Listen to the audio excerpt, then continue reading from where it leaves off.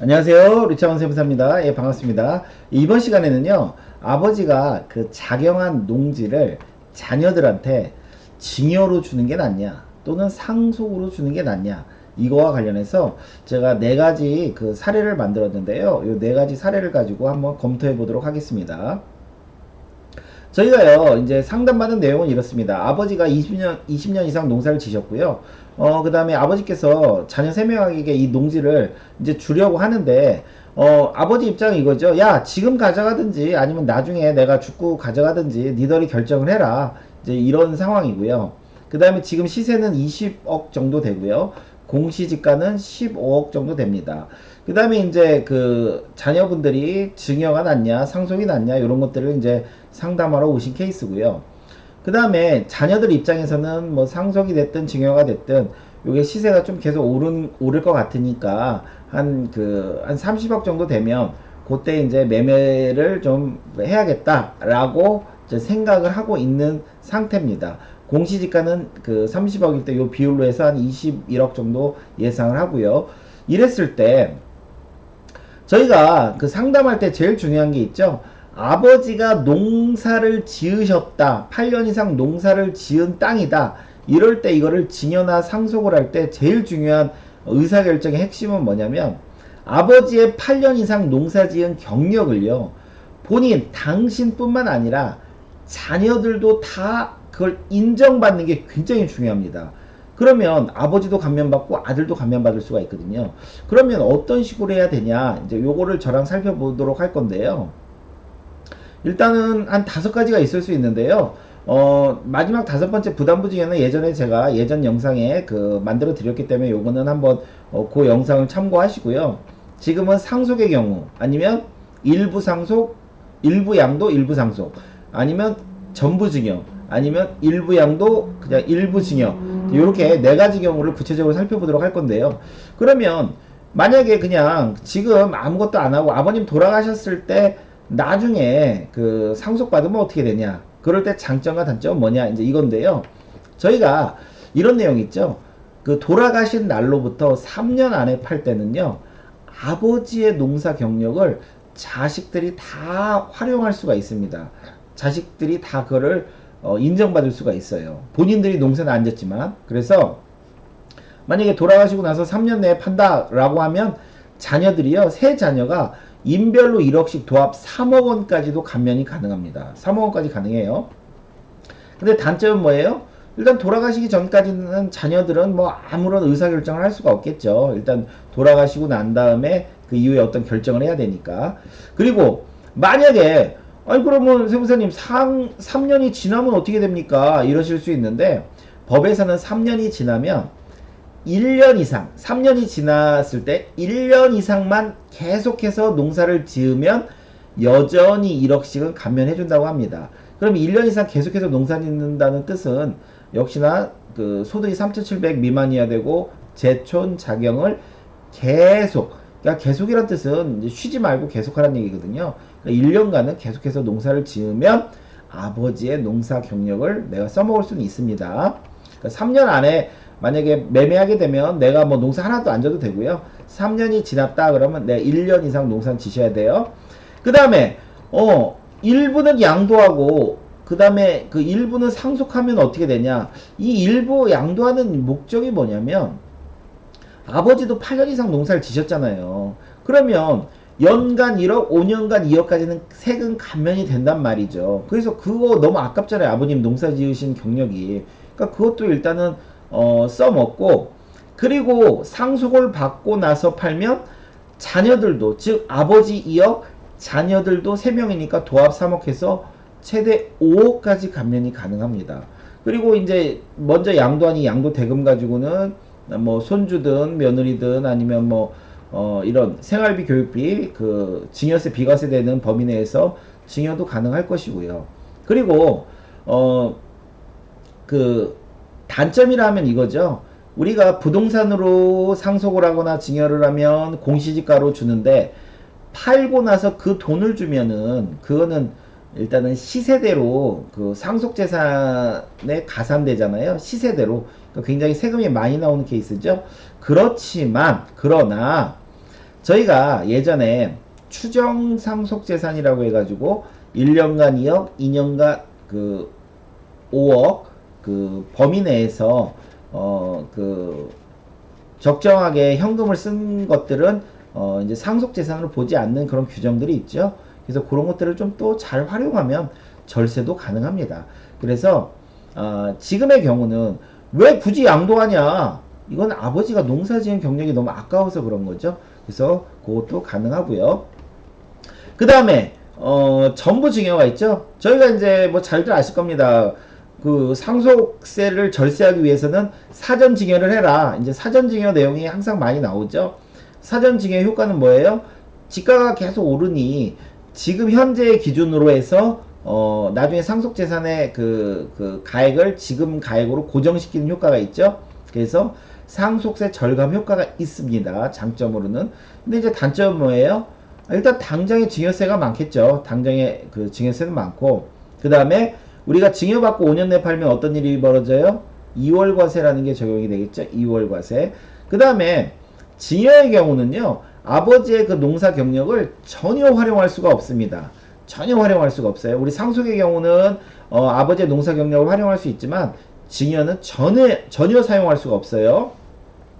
그 다음에 아까 상속처럼 일부는 양도하고 일부는 증여하면 어떻게 되냐? 역시 이제 일부 양도하는 거에 대해서는 아버지가 그 농사를 지었으니까 감면이 되겠죠. 그리고 이제 그 대금으로 뭐 그 본인 노후 자금을 쓰시든지 아니면 손주나 며느리에게 증여를 하실 수는 있겠죠. 그러나 3분의 2 나머지 일부 증여하는 거에 대해서는 농사 경력을 활용할 수 없을 것이고요. 그 다음에 혹여라도 이 아버지 양도 대금을 자녀가 어떤 부동산을 취득하는 그 금액으로 썼을 경우는 나중에 자금 출처 조사 문제도 발생할 수가 있습니다. 그리고 이제 5번은 제가 사실은 그 예전에 했던 영상이 있기 때문에 이거는 그냥 내용만 간단히 보겠습니다. 부담부 증여로 하면 어떻게 되냐? 농지의 경우는 부담부 증여도 괜찮습니다. 왜? 대출액만큼은 양도로 보는데 아버님이 농사 지셨기 때문에 양도세가 1억 원까지 감면이 되잖아요. 그래서 부담부 증여도 효과적인 방법입니다.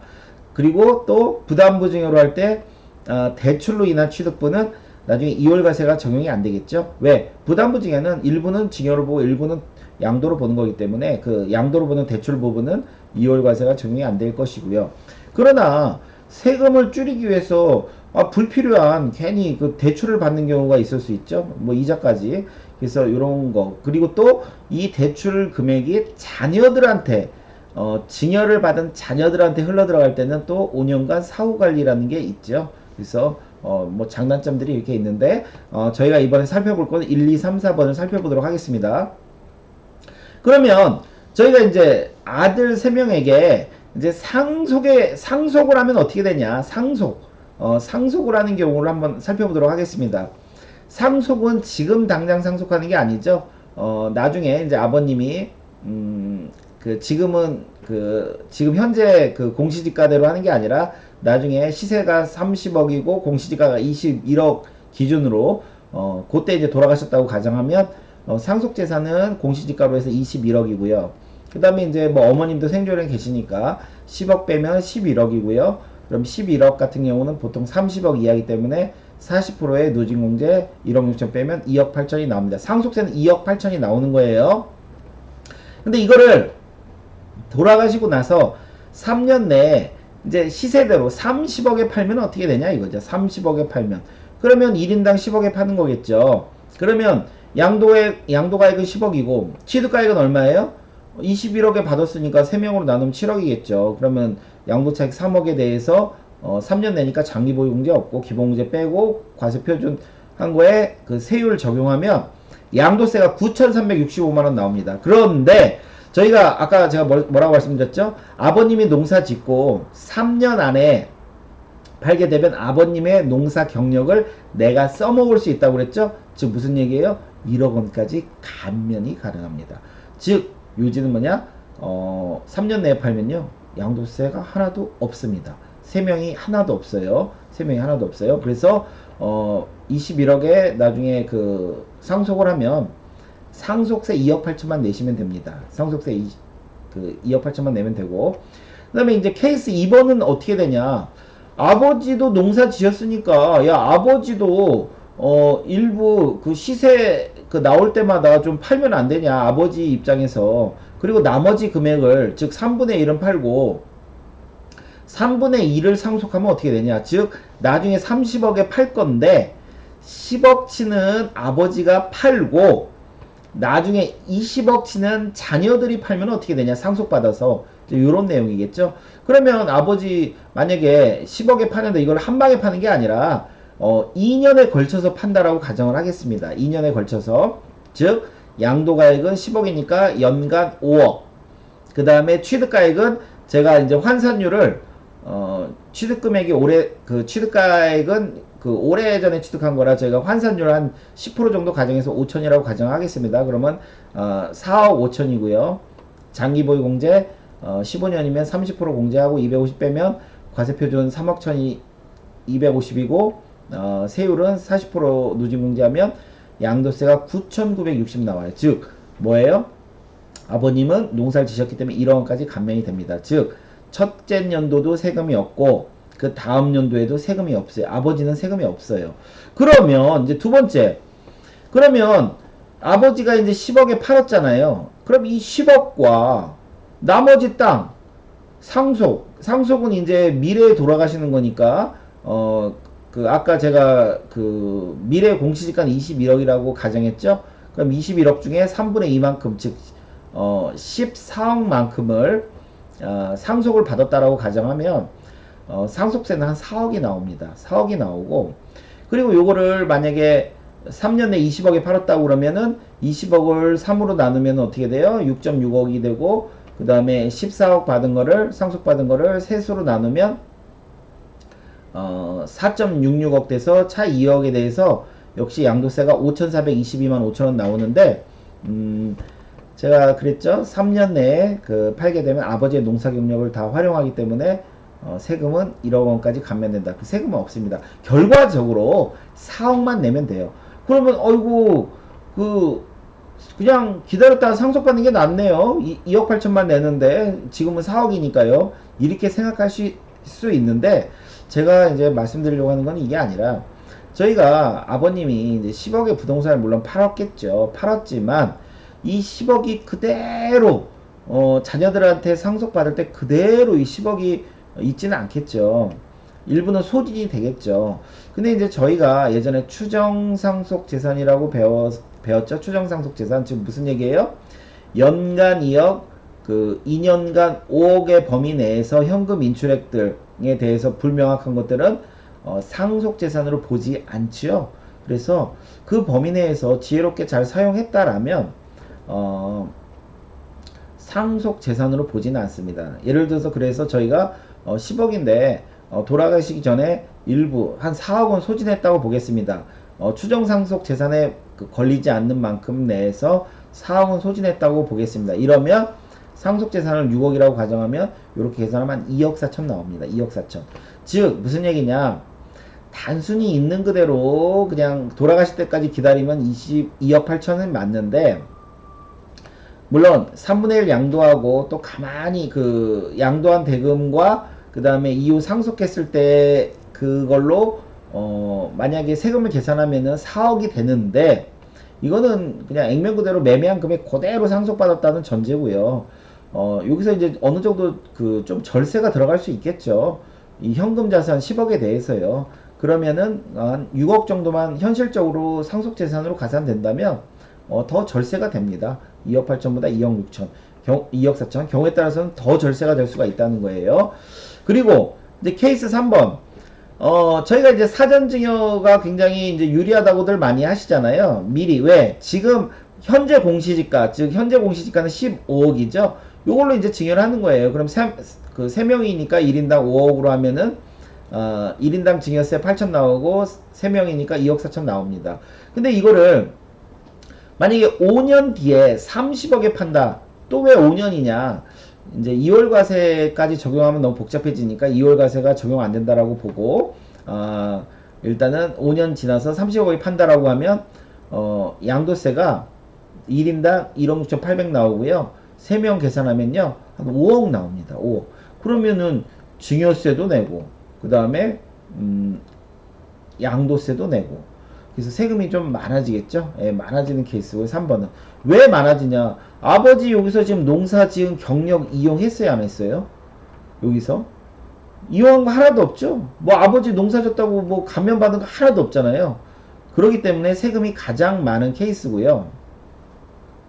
그 다음에 4번은 4번은 이제 3분의 1은 양도하고 3분의 2는 증여하면 어떻게 되냐 이거죠. 만약에 이렇다라면 이제 결과만 한번 보도록 하겠습니다. 만약에 그 아까 2년에 걸쳐서 10억에 양도하면은 양도세는 없다고 그랬죠, 아버님은. 그리고 증여를 할 때도 마찬가지로 그 이 양도한 10억과 양도한 대금 10억과 그 다음에 현재 공시지가에서 3분의 2만큼 3분의 2만큼 금액을 만약에 증여했다라고 하면 한 3억 7천 나오고요. 만약에 아까처럼 추정상속 그 4억은 소진하고 6억만 만약에 했다고 그러면 한 2억 6천 정도 나옵니다. 그래서 좀 복잡한데요. 이 결과만 좀 한번 보실게요. 제가 이제 미래 공시지가로 상속을 했다라고 하면은 상속세 2억 8천이 나옵니다. 2억 8천이 나오고 그 다음에 상속 농지의 경우는 3년 내에 그 아버지의 농사 경력을 활용할 수 있다고 했고요. 만약에 일부 3분의 1은 양도하고 나머지는 상속을 하면 어떻게 되냐? 이랬을 때 3분의 1 양도할 때는 아버지도 농사를 졌기 때문에 세금은 없어요. 세금은 없지만 상속세는 있을 수 있습니다. 이 상속세는 그 양도 대금을 그대로 상속재산으로 다 얹었을 때 세금이고요. 그러니까 세금이 많아지겠죠. 왜? 양도 대금은 시세대로 받은 금액이니까 그죠? 상속세가 많아지겠죠. 그러나 제가 아까 말씀드린 것처럼 이 양도 대금에서 일부는 소진이 되겠죠. 소진이 되고 뭐 추정상속 범위 내에서 좀 절세할 수 있는 부분도 있어서 한 6억 정도만 만약에 상속재산에 가산한다고 그러면 절세가 또 많이 됩니다. 2억 8천보다 더 절세가 돼요. 그 다음에 전부증여가 제일 세금이 많이 나오는 케이스입니다. 왜 그러냐면 아버지의 농사 경력 하나도 써먹을 수 없죠. 첫 번째. 그 다음에 자녀들도 마찬가지로 어떠한 것도 써먹을 수가 없습니다. 즉 이게 저희가 사전증여가 상속세 측면에서 유리하다는 건 맞는데 농지의 경우는 좀 접근 방법을 좀 달리 해야 되겠죠. 그죠? 그 다음에 3분의 1 양도하고 나머지 증여하면 어떻게 되냐. 역시 마찬가지로 아버지의 양도세는 좀 써먹을 수 있다. 그러나 자녀들은 써먹을 수가 없기 때문에 세금이 이런 식으로 나온다. 그래서 제가 오늘 이제 말씀드리고 싶은 건 뭐냐면 그 아버지가 농사를 8년 이상 지으신 분이라면 아버지의 그 양도 경력도 좀 그 농사 경력도 써먹고 상속을 통해서 자녀들 경우에 따라서는 배우자까지 하면은 최대 6억까지 그 세금 공제가 되거든요. 세금 감면이. 그래서 최대 이렇게 좀 적용하는 거를 요거를 좀 제가 좀 적극적인 절세 방법으로 좀 추천을 드리고요.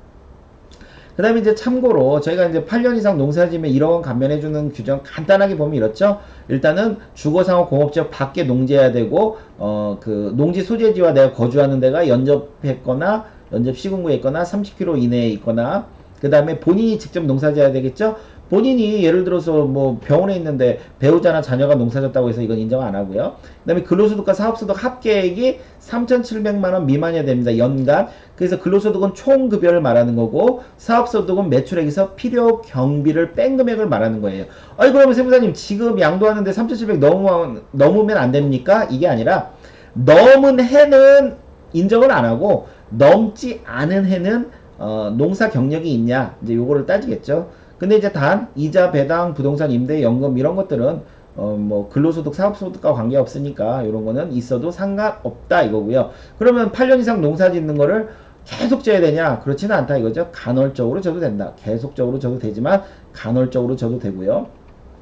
그 다음에 제가 예전에는 농사를 8년 이상 졌지만 지금은 농사 안 짓는데 이런 경우는 어떻게 합니까? 이런 경우가 이제 비사업용 토지가 될 수가 있어요. 최근 3년 중 2년, 5년 중 3년 전체 보유기간 중에 뭐죠? 60%가 농사를 안 졌지만 과거에 그래도 8년 이상 농사를 졌다 그러면 당연히 1억 감면이 됩니다. 아니 세무사님 뭐 비사업용 토지 그러면 뭐 그 1억 가면 되는데 뭐 비삼용 토지냐 사업용 토지냐 구분할 필요 없잖아요. 이럴 수 있는데 그렇지는 않죠. 저희가 1억 감면이다 보니까 비사업용 토지는 10% 세율이 중과가 되면 1억이 넘을 수도 있겠죠. 그죠? 그렇기 때문에 10% 한 대 두드려 맞고 그 다음에 1억을 감면받는다는 그런 뜻이고요. 그 다음에 이제 농지 관련 서류들은 이렇게 뭐 제가 제일 좋아하는 건 농지연부, 경영체 등록증, 뭐 조합원 증명원, 뭐 거래자별 상세등 이런 것들이고요. 예, 그래서 오늘 좀 살펴봤는데요. 다시 말씀드리지만 아버지의 농사 경력을 적극적으로 활용하자. 이게 제가 드리고 싶은 말씀입니다. 예, 오늘 수업은 여기까지 하겠습니다. 감사합니다.